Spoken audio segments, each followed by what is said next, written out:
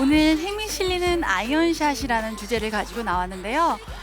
이 힘이 실리는 아이언샷을 하게 되면 거리도 조금 멀리 나갈 수가 있고, 그리고 찰진 손맛, 왜 맞았을 때 손에서 느껴지는 굉장히 기분 좋은 느낌, 혹은 거리가 들쑥날쑥하는 게 조금 없어지는 결과도 나오게 되는데요. 이 힘이 실리는 아이언샷, 정말 다운블로우, 뭐 임팩트, 디보트, 아니면 그 탄도 개선, 그리고 특히 양잔디에서 결과가 되게 좋아집니다. 근데 이 힘이 실리는 아이언샷을 조금 하시려면 첫 번째로 프로들은 100%다 하는 동작을 조금 따라 하시는 게 좋으세요. 바로 어떤 동작이냐면 다운스윙 타이밍을 바로 발바닥에서 느끼면서 하는 거예요. 한마디로 체중이 실려 맞아야 된다는 거예요.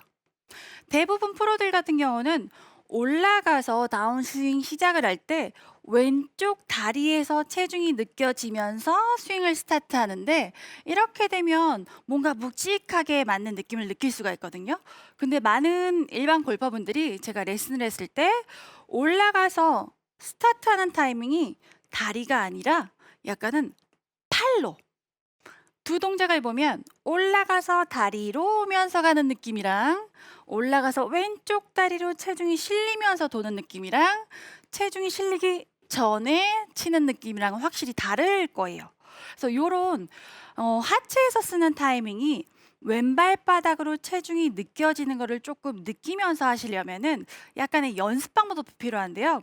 제가 연습 방법을 알려드리기 전에 체중이 실렸을 때와 안 실렸을 때 얼마나 거리 차이가 나는지를 보여드릴게요. 네. 지금 가지고 있는 게 7번 아이언이거든요. 7번 아이언으로 체중을 제대로 왼다리에 실으면서 쳤어요. 거리가 제가 원래 나가는 대로 친다면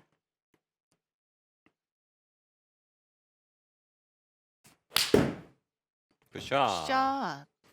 체중을 확실히 왼쪽에 실게 되면 피니시 쪽에서도 지금 보이는 것처럼 왼다리에 체중이 이게 실리는 게 보이실 네. 거예요. 그래서 보통 한 140m 안팎 나가는데 거리가 거의 다 비슷하게 나갔고, 요번에는 체중이 왼쪽에 오기 전에 제가 공을 먼저 쳐볼 거예요. 임팩트 되고 나서 체중을 보낼 건데, 이런 느낌으로 보면은 확실히 체중이 안 실렸죠. 네. 그러면 거리에서 보시면 10m 이상 차이가 나요. 그래서 사실은 제가 안 실린다고 해도 조금은 실렸을 거는 같아요. 근데 진짜 하체에서 체중이 아예 안 실리는 분들은 제가 좀 10m 정도 덜 나간 것보다는 훨씬 더 거리 손해가 나실 수가 있습니다. 이 하체 체중 실리는 게 되면 진짜 꿈에 그리는 하체 리드가 가능해지는 거거든요. 그래서 오늘은 그런 부분을 연습하도록 알려드릴 건데, 프로들 같은 경우는 이 하체 동작을 하기 위해서 굉장히 많은 다양한 연습을 해요. 근데 제가 효과를 봤던 연습을 하나 알려드릴게요. 백스윙 올라가서 저는 다운스윙 때 과하게 조금 밀었어요. 체중을 연습 스윙을 과하게 골반을 왼쪽으로 보내주고 스윙을 하고, 올라가서 과하게 왼쪽으로 스타트를 하면서 스윙을 하면 뭔가 공이 되게 안 맞을 것 같은 느낌이 나거든요. 하지만 체중이 안 오셨던 분들이라면 과하게 연습을 하셔도 절대 과하게 잘 안 나오세요. 그래서 이런 스윙을 확실하게 올라가서 골반도 밀고 무릎도 열리고 체중이 왼발에 실리기 시작하면서 왼쪽에서 거의 90% 이상 딱 오면은 공을 쳐주는 연습 스윙을 하시면은 올라갔다 내려올 때 왼쪽으로 좀 실리는 게 자연스럽게 나오실 거예요. 그래서 제가 요 연습 방법을 조금 보여드릴게요. 올라가서 한두 번 정도 이렇게 조금 앉는 느낌도 나오셔야 돼요. 그리고 쳐주고 올라가서, 봤을 때 좀 과해 보이나요? 김영 프로가 하니까 절대 네. 과해 보이지 않아요. 네. 네. 제가 해서 과해 보이지 않는다면 시청자 여러분께서 하셔도 절대 과하지 않으세요. 제가 레슨하면서 이렇게 말씀드려 보았을 때 한번 해보세요. 과하게 하고 영상을 찍으면 절대로 과하게 나오지 않아서 놀라는 분들이 되게 많으시거든요. 그래서 이런 동작을 조금 과하게 하고, 공이 안 맞아도 되니까 처음에 칠 때는 조금 과하게 부드럽게 쳐보실 거예요. 올라갔으면 조금 심하게 몇 번 정도 이렇게 연습 동작을 해주실 거고, 그리고 빠르면 올라가서 하체를 써줄 수 있는 시간이 없기 때문에 최대한 좀 여유 있게 하실 거예요. 잘 치는 게 목적이 아닌 하체 리드하는 게 목적이기 때문에 아까보다는 샤. 조금 더 과하게 나온 걸 보실 수가 있을 거예요. 음. 사실 저도 골반 동작이 조금은 약한 편이거든요. 그래서 컨디션이 안 좋거나 하면 왼쪽으로 와서 맞아야 될 부분이 자꾸 이렇게 뒤로 빠져서 맞아서 나오는 미스가 되게 많은 프로기 때문에 이 골반 동작 연습을 제가 정말로 효과를 많이 봤습니다. 근데 이 골반 동작을 할 때 되게 많은 분들이 조금 실수를 하시는 부분이 있으세요. 바로 이 왼쪽 다리를 펴주면서 이렇게 골반을 밀으려고 하는 분들 되게 많으세요. 아, 네. 프로들 보면 임팩트 때 다 왼다리 피잖아요. 아. 지면 반발력 이용해야 되잖아요. 맞아요. 이렇게 많이 말씀을 하시는데 이 왼쪽 다리는 다운스윙 시작이 될 때 프로들 모습을 보면 피는 것처럼 보이지만 올라가서 되려 구부린 게 유지가 되면서 스쿼트 동작이 유지가 되고 골반이 회전이 되면서 골반 회전이 많이 되는 선수들은 버티지만 펴지는 것처럼 보일 거예요.